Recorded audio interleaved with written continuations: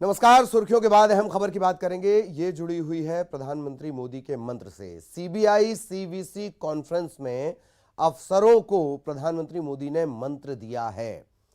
उन्होंने कहा है कि न्याय से ही सुराज संभव है और भ्रष्टाचार के अन्याय को किसी भी तरह मिटाना है।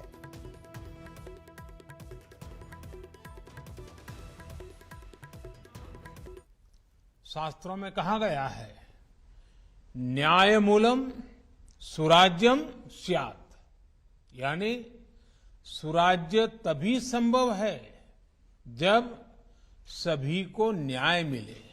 भ्रष्टाचार, करप्शन, छोटा हो या बड़ा, वो किसी न किसी का हक छीनता ही है। ये देश के सामान्य नागरिक को उसके अधिकारों से वंचित करता है, राष्ट्र की प्रगति में बाधक होता है और एक राष्ट्र के रूप में हमारी सामूहिक शक्ति को भी प्रभावित करता है।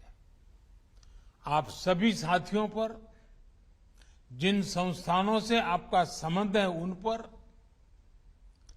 करप्शन रूपी अन्याय को खत्म करने की बहुत बड़ी जिम्मेदारी है। आज आपको सरदार पटेल जी की छत्रछाया में और माता नर्मदा के तट पे अपने संकल्प को फिर दोहराना है। देश के प्रति अपने दायित्वों के एहसास को नई ऊर्जा से भरना है। साथियों, बीते 6-7 सालों के निरंतर प्रयासों से हम देश में एक विश्वास कायम करने में सफल हुए हैं कि बढ़ते हुए करप्शन को रोकना संभव है। और अब बात करते हैं उत्तराखंड की, जहां कई दिनों से हो रही लगातार बारिश के चलते हाल बेहाल हैं। जगह जगह भूस्खलन से सड़कों पर आना जाना मुश्किल हो गया है। छत्तीसगढ़ के भिलाई से उत्तराखंड घूमने गए 55 से ज्यादा यात्री वहां पर फंस गए हैं। जो लोग फंसे हुए हैं उनमें 44 महिलाएं, 6 पुरुष और 5 बच्चे शामिल हैं। ये यात्री कसौली नैनीताल के बीच फंसे हैं। जानकारी के मुताबिक इनके पैरों में छाले भी पड़ गए हैं, खाने का सामान इनके पास नहीं है। इन्होंने प्रशासन से मदद की गुहार लगाई है। ये सभी लोग 14 अक्टूबर को दुर्ग से घूमने के लिए निकले थे।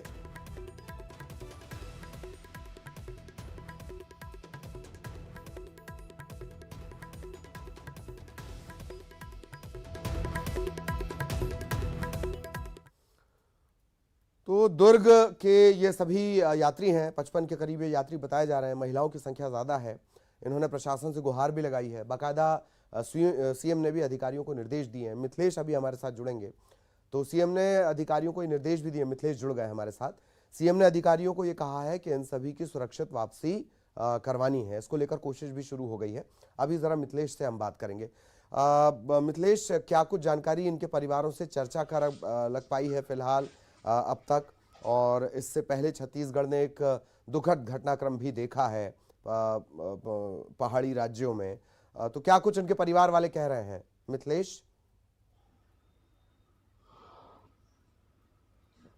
देखिए ललित, बताना चाहूंगा कि अब 36 घंटे से अधिक उस वक्त का बीत गया है और जिस तरह से एक आश्वासन मिल रहा था शासन प्रशासन की ओर से, सांसद जी ने भी बात किया था और यहाँ के विधायकों ने भी संपर्क करने की कोशिश की थी। आश्वासन यही मिला था कि सभी सुरक्षित है, उनको सुरक्षित स्थानों पर पहुंचा दिया जाएगा।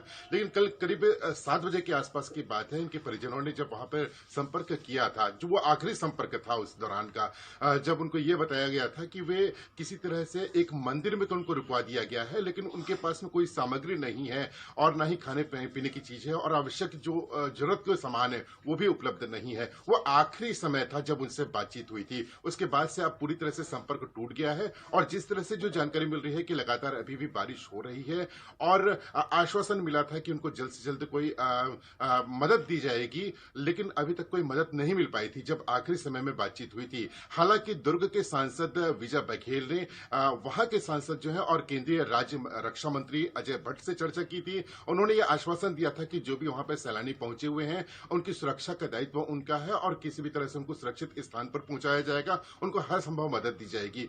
लेकिन जब आखिरी बार बात हुई थी और आज सुबह से भी हम ट्राई कर रहे हैं, लेकिन उससे कोई संपर्क नहीं हो पा रहा है, तो उनको कोई मदद नहीं मिल पाई थी। सबकी चिंता बढ़ते जा रही है क्योंकि 36 घंटे हो गए हैं, बारिश हो रही है और लोगों से संपर्क भी टूट गया है। ऐसे में बस यही उनके परिजन दुआएं कर रहे हैं। प्रशासन शासन से ये गुहार लगा रहे हैं कि किसी तरह से उनके परिवार वालों की मदद की जाए ताकि उनके जान को बचाया जा सके। सबकी चिंता बढ़ी हुई है ललित।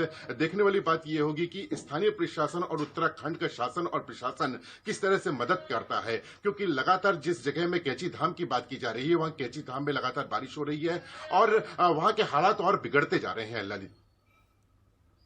तो हालात बिगड़ते जा रहे हैं। राज्य के स्तर पर भी कोशिश थोड़ी तेज रफ्तार होनी चाहिए मिथिलेश, ऐसा लगता है कि राज्य शासन को भी थोड़ी सी अपनी रफ्तार बढ़ानी पड़ेगी अगर इन सभी को सुरक्षित वापस लेकर आना है तो। मिथिलेश जी बिल्कुल ललित, जिस तरह से मुख्यमंत्री ने कल ही ये बात की जब संज्ञान लिया था कि यहाँ पर उत्तराखंड के में फंसे हुए हैं भिलाई के लोग, तो उन्होंने अधिकारियों को भी ये निर्देशित किया था कि वो किसी भी तरह से हमारे राज्य के जो लोग वहां पर फंसे हुए हैं उनकी मदद करें। हो सकता है कि शासन स्तर पर कोई वहां पर प्रयास जरूर किए जा रहे होंगे क्योंकि मुख्यमंत्री ने आदेशित किया है, लेकिन जब तक संपर्क नहीं हो पाएगा तब तक कुछ भी ये पता भी नहीं चल पाएगा कि आखिरकार उनको वास्तविकता की धरातल में क्या उनको मदद मिल पा रही है। तो सबसे बड़ा सवाल यही है कि किसी भी तरह से अब जब संपर्क टूट गया है तो कोशिश यही होना चाहिए कि जल्द से जल्द लोगों तक, वहां के लोगों तक पहुंचा जाए, उनको मदद दी जाए, क्योंकि 36 घंटे बीत गए हैं, ना उनके लिए पानी पीने के लिए पानी है और ना ही अब मोबाइल चार्जिंग की कोई व्यवस्था बची है। नेटवर्क पूरी तरह से ठप हो चुका है। तो ऐसे में बस विकल्प यही होता है कि आर्मी की मदद ली जाए और किसी तरह से उनको एयरलिफ्ट करके वहां से बाहर निकाला जाए। ललित जी जी, चलिए बहुत बहुत शुक्रिया मिथिलेश इस तमाम जानकारी के लिए। बड़ा अपडेट ये है कि शाम को 7 बजे जानकारी मिली कि उन तक कोई मदद नहीं पहुंची है और इसके बाद से लगातार कोशिश की जा रही है, लेकिन संपर्क किसी तरह का नहीं हो पा रहा है। दुर्ग छत्तीसगढ़ का वो इलाका है जो सबसे ज्यादा सियासी तौर पर दिग्गज देता है, दिल्ली के लिए दिग्गज देता है, राज्य के लिए दिग्गज देता है। वहां के लोगों को मदद ना मिल पाए, सोचने वाली बात जांजगीर चांपा की करेंगे। जांजगीर चांपा जिले के बारद्वार नगर पंचायत में डायरिया के चलते 60 से ज्यादा लोग बीमार हैं। वार्ड के लोगों का कहना है कि पीने का पानी दूषित है, गंदा है, इसके चलते लोग बीमार हो रहे हैं। बीमारों की संख्या को देखते हुए स्वास्थ्य विभाग ने अंबेडकर भवन में 10 बिस्तरों का एक फौरी अस्पताल भी बनाया है। मरीजों को यहां भर्ती कर इलाज भी किया जा रहा है। जिला कलेक्टर ने भी स्वास्थ्य विभाग को जरूरी व्यवस्थाओं के निर्देश दिए हैं। स्वास्थ्य विभाग ने लोगों से ये अपील की है कि पानी उबाल कर पिएं। हम भी आपको थोड़ा साफ करें कि पानी उबाल कर पिएं। सरकारी व्यवस्थाओं को फिलहाल भूल जाएं। जान है तो जहान है। बहुत सारे सवाल उठते रहेंगे, लेकिन आप अगर इन इलाकों में हैं, पानी दूषित है, तो पानी उबाल कर ही पिएं।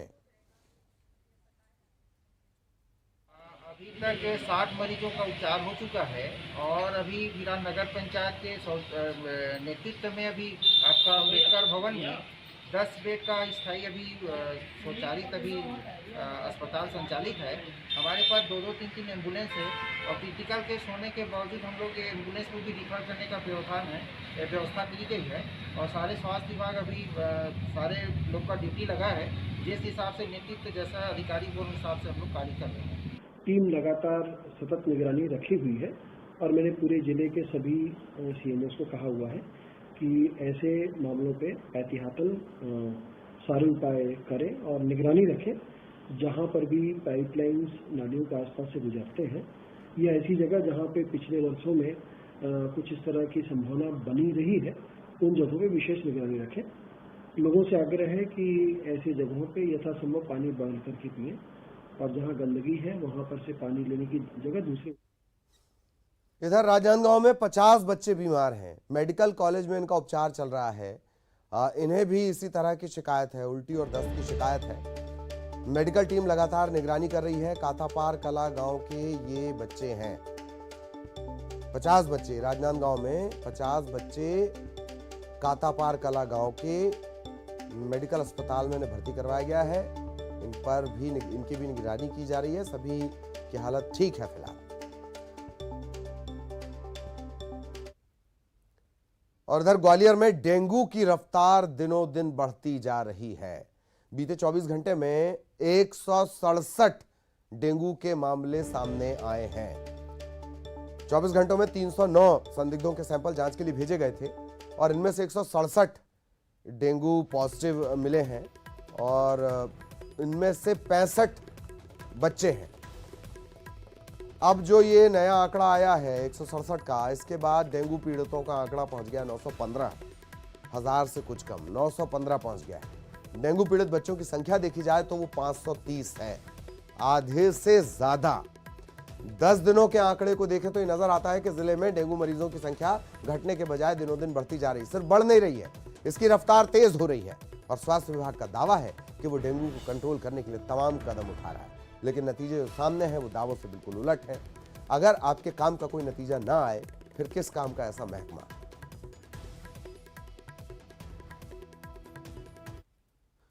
और लीजिए, इंदौर में भी डेंगू का प्रकोप बढ़ गया है। 24 घंटे में डेंगू के यहां 12 नए मरीज सामने आए हैं। इस तरीके से अगर इंदौर की बात कर ली जाए, डेंगू पीड़ितों की संख्या यहां 600 के पार चली गई है।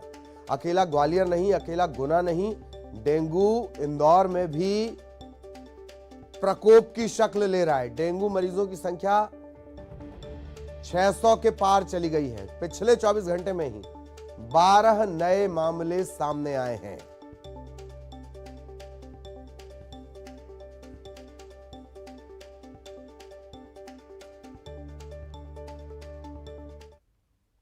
और यहां रुकेंगे एक ब्रेक के लिए।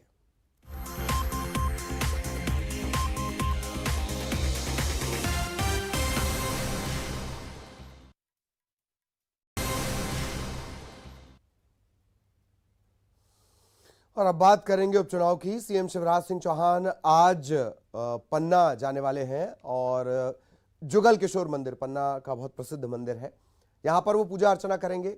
और इसके अलावा जुगल किशोर मंदिर के अलावा दूसरे मंदिरों में भी जाएंगे, पूजा अर्चना करेंगे। इसके बाद रैगांव विधानसभा के सिंहपुर, श्रीनगर और सीतपुर, इन जगहों पर वो जनसभा को संबोधित करने वाले हैं। सीएम बीजेपी उम्मीदवार के पक्ष में जनता से वोट अपील करेंगे।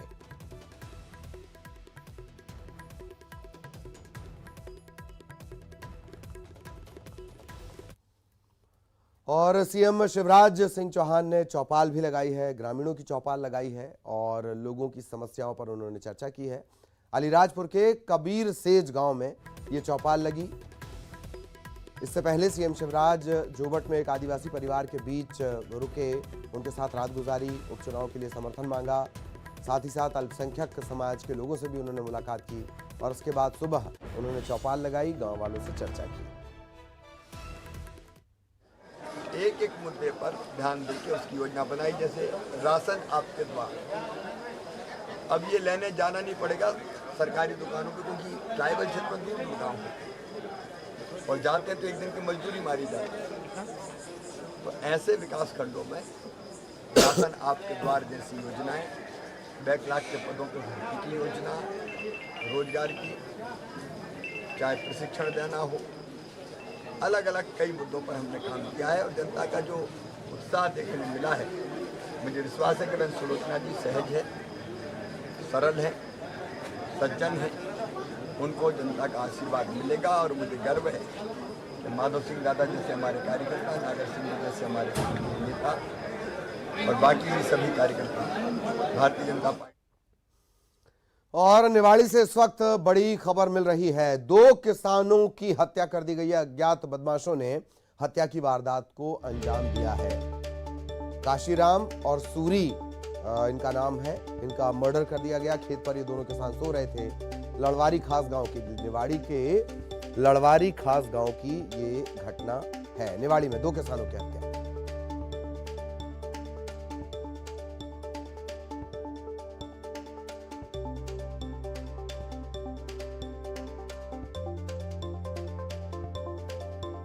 और सहयोगी राजीव हमारे साथ जुड़े हुए हैं। राजीव, पूरी जानकारी। देखिए किसान ललित, जो 2 किसानों की हत्या हुई है, इसमें जो खेत पर रात में सो रहे थे, उनके जो बटिया से लेकर जमीन लेते थे और इसके बाद वो खेती करते थे। मूंगफली की खेती दोनों किसानों ने की थी और इसकी रखवाली के लिए रात में ही यह किसान वहां पे सोते थे और रात में किसी ने इन दोनों की धारदार हथियार से गला रेत कर हत्या कर दी है। और अब पुलिस को मामले की जानकारी लगते ही पुलिस ने सुबह मौके पर पहुंची और मामले की जांच शुरू कर दी और फिलहाल दोनों के शवों को पोस्टमार्टम के लिए भेज दिया है। इस मामले की जांच की जा रही है, आखिर वजह हत्या के पीछे क्या हो सकती है। फिलहाल अभी कारण स्पष्ट नहीं हो पाया है कि हत्या के पीछे कारण क्या हो सकता है और पुलिस इस पूरे मामले की जांच कर रही है। ललित, शुक्रिया राजीव इस तमाम जानकारी के लिए। सहयोगी राजीव रावत हमारे साथ जुड़े हुए थे, विस्तार से उन्होंने जानकारी दी।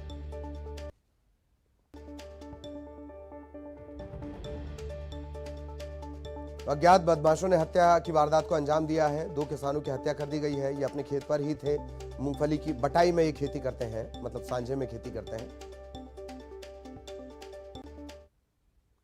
और मध्य प्रदेश में उपचुनाव से पहले दलित वोट बैंक को साधने की सियासत तेज हो गई है। बीजेपी कांग्रेस दोनों वाल्मीकि जयंती मनाएंगे। उपचुनाव वाली सीटों पर कार्यक्रम का आयोजन बीजेपी करेगी। बीजेपी दफ्तर में सुंदरकांड का पाठ होगा। प्रदेश अध्यक्ष वीडी शर्मा इसमें शामिल होंगे। इधर कांग्रेस दफ्तर में भी वाल्मीकि जयंती मनाई जाएगी। वाल्मीकि समाज के लोगों को सम्मानित किया जाएगा। दोपहर 12 बजे इस कार्यक्रम का आयोजन कांग्रेस दफ्तर में किया जा रहा है।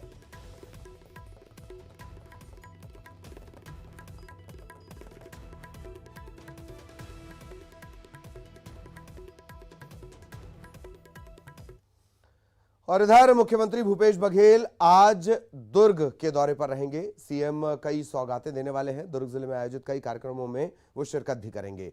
दोपहर 12:40 पर वो रायपुर से हेलीकॉप्टर के जरिए दुर्ग के लिए रवाना होंगे। पाटन विकास खंड के बेल्हारी गांव पहुंचेंगे। यहां साहू समाज का एक बड़ा कार्यक्रम है, इसमें वो शामिल होंगे। इसके अलावा सामाजिक भवन का लोकार्पण भी करेंगे। और जामगांव एम, यहां पर जो छत्तीसगढ़ हर्बल का केंद्रीय प्रसंस्करण केंद्र बना है, उसका भी शिलान्यास करेंगे। आज धन्वंतरी जेनरिक मेडिकल स्टोर्स की भी शुरुआत होनी है। रायपुर के अलावा अलग अलग जिलों में 59 सरकारी मेडिकल स्टोर्स खोले जाने हैं और इसकी भी सौगात आज मिलेगी। वर्चुअली इनका उद्घाटन किया जाएगा। धन्वंतरी मेडिकल स्टोर की सौगात आज मिलेगी। इसके अलावा कई और कार्यक्रम मुख्यमंत्री के हैं। आज दुर्ग के दौरे पर वो रहेंगे। दुर्ग के लिए वो रवाना होंगे दोपहर 12:40 पर और हेलीकॉप्टर के जरिए बेल्हारी गांव पहुंचेंगे। साहू समाज के कार्यक्रम में शामिल होंगे और कई और जो कार्यक्रम है वो हम विस्तार से हमने आपको बताए हैं।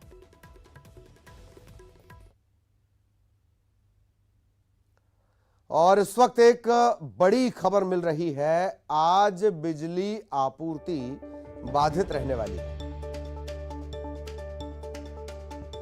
हर दिन 5.5 घंटे बिजली कटी रहेगी। अलग अलग इलाकों में बिजली गुल रहेगी। मेंटेनेंस का हवाला देकर ये बिजली काटी जा रही है। 25 अक्टूबर तक बिजली काटी जानी है। बिलासपुर का ये मामला आपको बता दें, बिलासपुर का है। मेंटेनेंस का हवाला देकर 25 अक्टूबर तक कटेगी बिजली। जरूरी काम अगर आपके हैं जो बिजली से जुड़े हैं, आपको ये टाइम टेबल बहुत ध्यान से सुनना होगा। बिलासपुर से बड़ी खबर, हर दिन 5.5 घंटे की कटौती रहने वाली है क्योंकि मेंटेनेंस हो रहा है 25 अक्टूबर तक।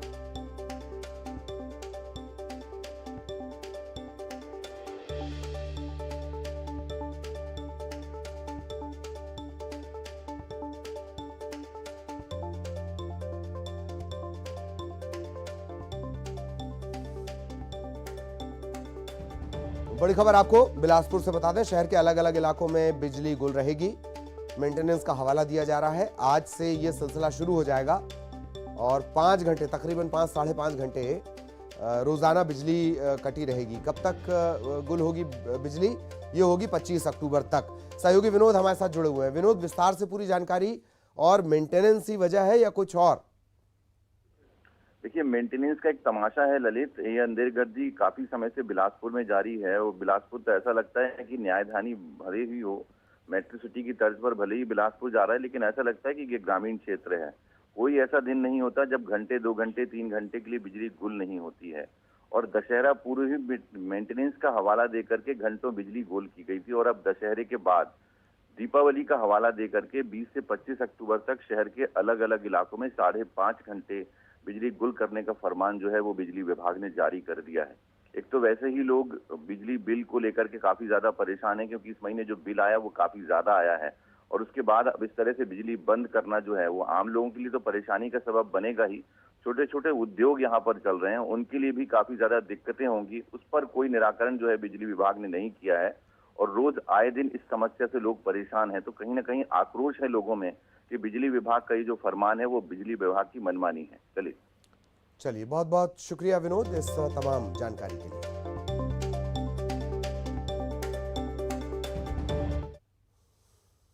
आजादी के अमृत महोत्सव के साथ ही देश में दूध क्रांति लाने वाले अमूल ब्रांड भी अपनी 75वीं सालगिरह का जश्न मना रहा है। इस मौके पर आइए हम आपको लगातार बता रहे हैं कि अमूल ने समय समय पर अपनी बात देश विदेश में कैसे पूरी कामयाबी के साथ पहुंचाई। अमूल ने अनूठे अंदाज में अपने प्रोडक्ट की जानकारी लोगों तक पहुंचाई। अमूल का हर विज्ञापन एक नई कहानी कहता है, और अमूल की कोशिश ये होती है कि अपनी बात को वो निराले और दिलचस्प अंदाज में आप तक पहुंचाए। आइए देखते हैं अमूल की एक और अमूल्य कहानी।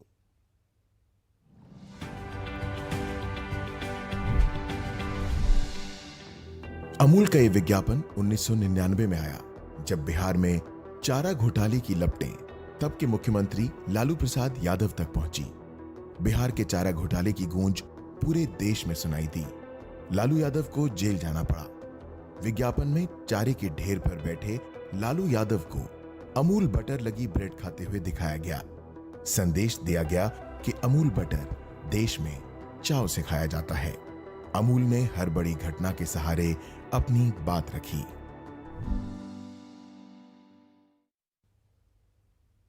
और अब आखिर में हेडलाइंस।